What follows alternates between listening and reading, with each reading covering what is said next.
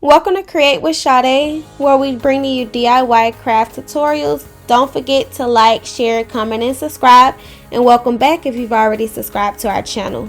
Guys, so today we're going to go over how to make waterproof labels. So you can do this with a Cricut, that's what I'll be using. Or you can do it with a Silhouette or any cut machine that you have. So first I'm going to upload my image. And so with this first image, I am going to remove the background. So always choose complex, and then I'm going to go remove the background. Now when you remove the background, I only suggest it if it's a solid color background. If you have a complex background, you want to upload the image how it is. And I'll show you guys how to do a label like that with a different shape. Next, I'm going to upload the same image as a pattern. So you just want to hit upload pattern and upload it. All right, and so now we're going to move into our workspace. I'll be showing you guys how to do your labels 3 different ways design wise. So using the uploaded image, and also using a pattern image, and then using an image and slicing it into another shape. So for the first one, with this background gone, I go ahead and put it into my circle and I flattened it. So you want to select both items and flatten it.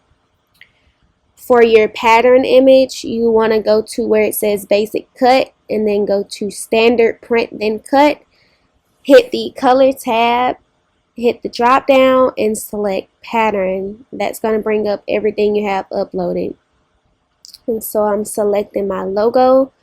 And I'm going to go to edit pattern. So what that allows you to do is to move around your image inside of that shape. And so you basically play with these numbers until you get it exactly where you want it to be. And so you're just going to see me moving around this logo to make it perfectly in the middle.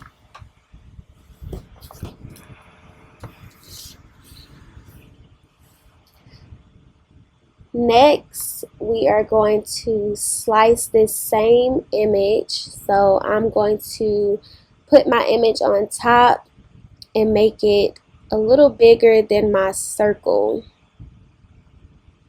And so again, this is a good method if you are using a label or design that has a complex background that you're not able to remove and take out and make the shape whatever color the background needs to be. And so you're going to select both of those items and hit slice at the bottom. So what this does is cut the image into the shape that you're using. So I'm going to remove this one. I'm going to remove the edges, and here we have our sliced image. And these are the 3 different types of ways you can upload an image for a label. So I am going to go with the uploaded image where I removed the background for this particular label. And what you want to do is always make sure you go back up to make sure your size is what it needs to be. These will be 1 by 1. You're going to hit make it over there in the top corner. And for this particular one, we're going to do a full sheet. So what you want to do is hit continue. You want to print it out. For my settings, I always do a system dialog and leave the bleed on. And so I choose best print, and I always choose glossy paper because that is what I use. And I also leave the link below for the paper that I use. And so while that is printing, we'll be going over 3 ways to make your labels, which is waterproof with just the regular printable vinyl. And then the second way is going to be heat laminate, and then the third way is going to be cold laminate. For the heat laminate, I only suggest using that if your customer will be putting it on top of an item that they don't have to wrap around the label. So for instance, on the top of a jar. I recommend cold laminate if they will be wrapping this around any type of bottle or having to move it around, because that heat laminate is really thick and so it won't be able to be flexible. And so I have everything printed out. We're going to go ahead and select my settings for the first set, which is just going to be using the waterproof label by itself with no laminate. Make sure you do a test cut before you print out all of your pages.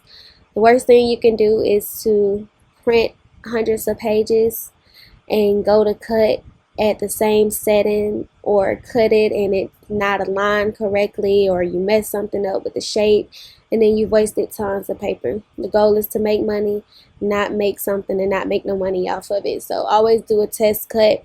My settings may be different depending on the machine you have, depending on the life of your blade. So I would recommend finding the perfect setting for your device and the paper that you choose to use if you don't use the paper that I do use. Speaking of the paper I use, this is the paper I use. It's on sale right now. Great sale. This paper used to be almost $15 when I was buying it. But this is the machine cutting the labels out. This is, again, regular vinyl paper. And I'm peeling off the top part. Next is the heat laminate. So I have a heat pouch that I got off of Amazon. And I'm going to stick my label sheet on the inside of the pouch. And then I have my laminator that I got from Walmart. And you're simply just going to slide the pouch in and let it come out. And so you want to complete the same steps as far as cutting this with your machine. Next is our one-sided laminate method, so the code method. So you want to peel your laminate paper back just a little bit. You want to take your pair of scissors and trim that excess paper. And so this will help the easy application when putting this on your paper. You want to press that back down onto the laminate itself. And you're going to place the laminate just a little bit above your labels itself. Yeah, so you want to press down and make sure it's secure and that there's no air bubbles at the top. And grab your squeegee to go over it. Yeah, so what you want to do is start to gently peel that paper back. And as you're pulling, you want to be squeegeeing it down so you can have less air bubbles. Really no air bubbles at all.